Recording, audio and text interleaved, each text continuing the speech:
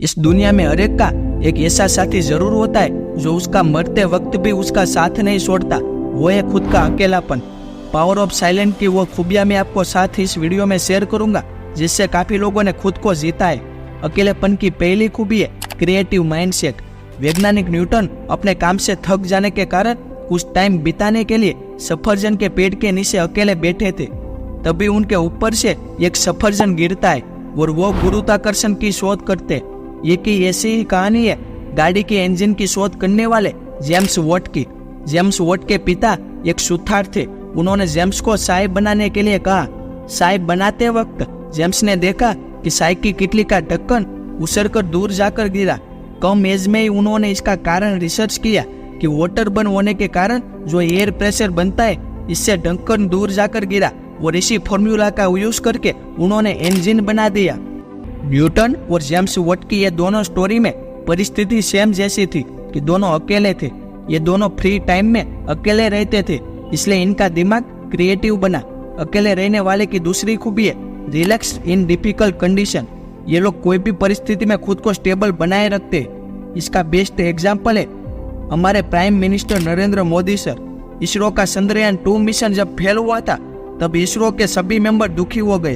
तब भी मोदी जी ने इसरो के शिप की पीठ पर शाबाशी दी और एक और बार प्रयास करने के लिए बोला। क्रिटिकल परिस्थिति में भी ये कामनेस आती है सिर्फ उनके अकेलेपन से। नरेंद्र मोदी योगा वो ध्यान को प्रमोट करते।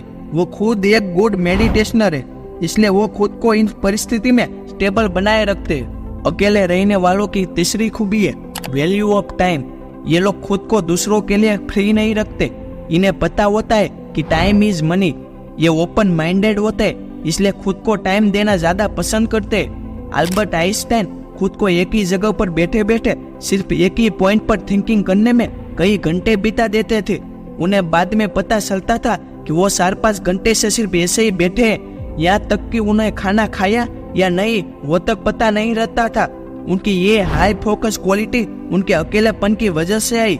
अगली खूबी है पॉजिटिविटी और मेंटली स्ट्रॉन्ग। जो व्यक्ति खुद को अकेले ही बिना दूसरों की हेल्प के हैंडल करता है, वो खुद की लाइफ को इजीली बैलेंस करके चलता है। स्वामी विवेकानंद के पास जब भी फ्री टाइम होता था तब वो किताब पढ़ने वो ध्यान करने में टाइम बिताना उनको पसंद था। खुद को जानने की इसी आदत के कारण वो 700 पेज की किताब सिर्फ एक ही घंटे में याद कर लेते थे, जो आज एक आम आदमी के लिए इम्पॉसिबल है। स्वामी विवेकानंद जी कहते हैं कि आप जब भी दूसरों से ज्यादा खुद को टाइम देते हो तो आप ऑटोमेटिक दूसरों के जीवन को भी जान लेते हो।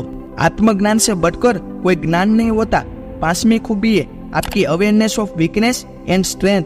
आपकी कैपेसिटी कितनी है, आप खुद की लाइफ को कैसे बदल सकते हो, ये वो पाता है सिर्फ आपके अकेलेपन से। आप सबने एक प्रैक्टिकल ऑब्जर्व किया होगा कि आप साल में एक आध बार चलते चलते या फिर कहीं पर कार या गाड़ी में घूमते वक्त ही आप खुद से बातें करने लगते हो। आप एक सपना देख लेते हो कि आप भी ये अचीव कर लोगे या फिर आप भी ये बन जाओगे।